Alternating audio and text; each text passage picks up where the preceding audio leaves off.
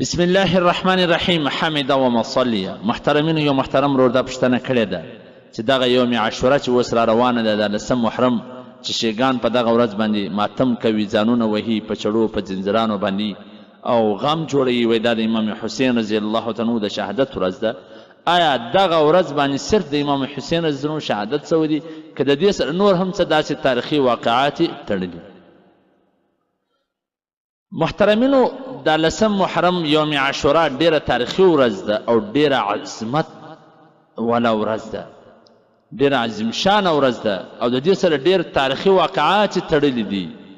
زه به تاسو ته څو داسې تاریخي واقعات بیان کړم چې هغه د دغه ورځې سره تړلي دي او دا ډیره لوی عظمت والا ورځ ده، ځکه په دې ورځ باندې د روژې نیولو ډیر فضیلت راغلی دی.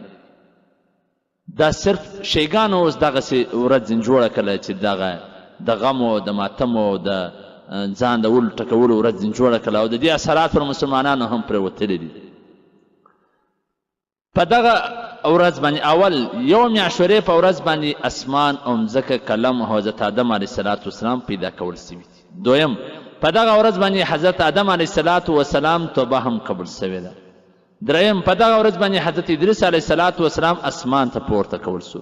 څلورم، په دغه ورځ باندې د حضرت نوح علیه السلام کښتۍ د هغه خطرناکه سیلاب څخه محفوظه سوله پر کوی جودي باندې ودرېدله، جودي غره باندې ودرېدله. پنځم، په دغه ورځ باندې حضرت ابراهیم علیه السلام خلیل الله جوړ کول سو او هغه اور په چې کوم نمرود ورته بل کړی و هغه پر ده باندې ګلې ګلزار سو. شپږم، په دغه ورځ باندې حضرت اسماعیل علیه السلام پیدا سوی دی. وهم په دغه ورځ باندې حضرت یوسف علیه السلام د قیدخانې څخه آزاد سو او د مصر حکومت ورته میلاو سو.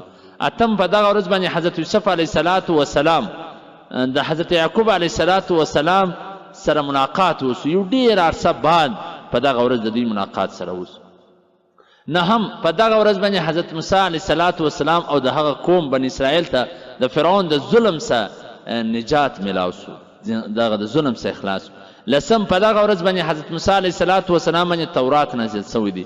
یولسم، په دغه ورځ باندې حضرت سلیمان علیه السلام ته بدشاهت میلاو سو. دولسم، په دغه ورځ باندې حضرت ایوب علیه السلام ته د سختې ناجوړۍ څخه شفا نصیب سوله. دیارلسم، په دغه ورځ باندې حضرت یونس علیه السلام 40 ورځې د مایع په نس کې و، د هغه څخه ازادي ورته میلاو سوله، د هغه څخه راوایستله سو. څوارلسم، په دغه ورځ باندې حضرت یونس علیه السلام د قوم توبه قبوله سو او د هغه څخه عذاب لرې کول سو. پنځلسم، په دغه ورځ باندې حضرت عیسی علیه السلام پیدایش سوی دی. شپاړسم، په دغه ورځ باندې حضرت عیسی علیه السلام د یهودیانو د شر څخه الله خلاص کې اسمانونو ته پورته کړي. ولسم، په دغه ورځ باندې اول وار باران رحمت سوی دی. اتلسم، په دغه ورځ باندې قریش خانه کعبه ته باندې نوی غلاف اچاوی. او نولسم، په دغه ورځ باندې نبی اکرم صلی الله علیه وسلم د حضرت خدیجه الکبرا رضی الله تعالی عنها سره نکاح کړی ده. او شلم، په دغه ورځ باندې کوفیانو هغه دوکهبازانو امام حسین رضی الله تعالی عنه شهید کړی دی.